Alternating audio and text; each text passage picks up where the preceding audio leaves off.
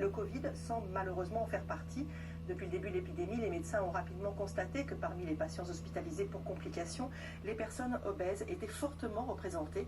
Pourquoi sont-elles plus fragiles? Comment se protéger au mieux du coronavirus quand on est obèse? Comment vivre son confinement le mieux possible, là également, quand on est touché par cette infection? Pour répondre à toutes vos questions, nous sommes en direct avec le docteur Nicolas Véry. Bonjour.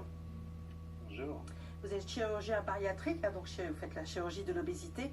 Et également avec nous Anne-Sophie Joly. Bonjour. Bonjour. Présidente du collectif national des associations d'obèses. Déjà, vous, à titre personnel, avant de parler de votre rôle en tant que présidente d'association, comment vous vivez confiné? Vous faites attention à quoi particulièrement? Je fais à peu près attention à tout, comme tout le monde.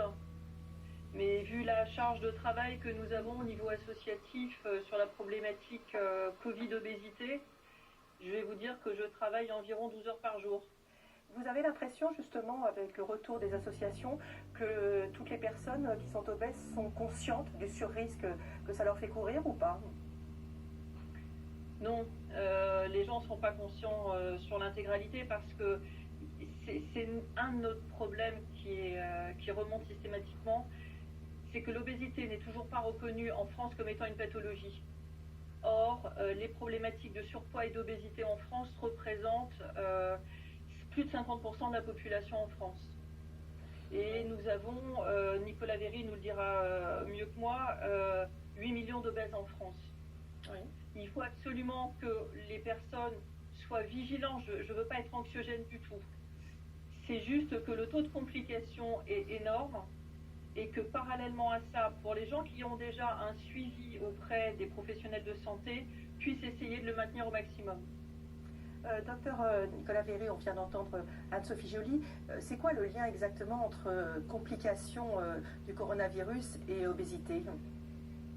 Alors, tout d'abord, le Covid, c'est une maladie qu'on est en train de découvrir globalement. Et il y avait beaucoup de données qu'on avait de la Chine, et on se rend compte qu'en France et dans nos pays, ça ne se passe pas exactement de la même façon, ça ne touche pas exactement la même population. On pensait au départ que c'était une maladie qui touchait essentiellement les personnes âgées, et on s'est rendu compte assez rapidement que ça touchait pas mal de jeunes qui allaient en réanimation, et parmi ces jeunes, les patients obèses étaient vraiment prédominants. Donc, oui. il y a beaucoup de facteurs de risque en fait qu'on retrouve au niveau du Covid dans les facteurs de complications qui se croisent avec les facteurs de risque, enfin avec les maladies associées à l'obésité, les comorbidités, les problèmes cardiovasculaires, l'hypertension, le diabète, les problèmes articulaires avec lesquels malheureusement souvent ils doivent prendre des anti-inflammatoires qui sont des médicaments qui ont tendance à aggraver une infection au Covid.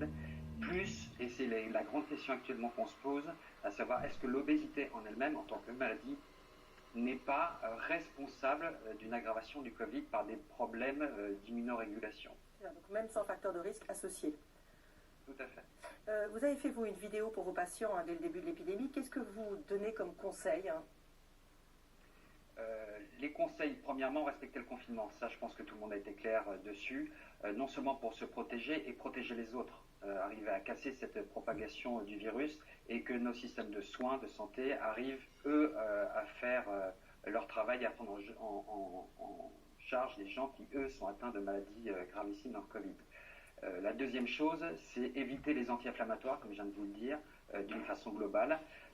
Et puis, absolument, se faire prendre en charge au niveau de son obésité. Ça, c'est absolument indispensable. Anne-Sophie Joly l'a bien répété. En France, on ne considère pas, malheureusement, que l'obésité est une maladie. C'est reconnue telle qu'elle